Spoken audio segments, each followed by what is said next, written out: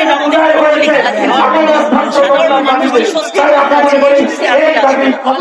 যেরকম আমরা পৃথিবীতে সবচেয়ে অনেক পিছিয়ে গিয়েছিলাম, ঠিক আমরা পেছন দিকে সামনে যাবো।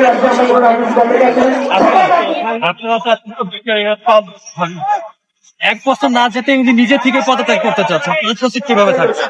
উনি যদি ক্ষমতালোভী হতেন, উনি যদি স্বার্থপর হতেন, উনি যদি আত্মকেন্দ্রিক হতেন, ওনার সুবিধাটাই যদি উনি চাইতেন, তাইলে উনি চেয়ারকে আঁকড়ে দেন। উনি এসছেন মানুষের জন্য কাজ করতে, জনগণের পক্ষে কাজ করতে, খুব স্বাভাবিকভাবে উনি যেহেতু সবার জন্য কাজ করতে চান। এখন এত উনি যখন সারা ওয়ার্ল্ডে উনি একটা ব্যক্তিত্ব, উনি একটা হিরো।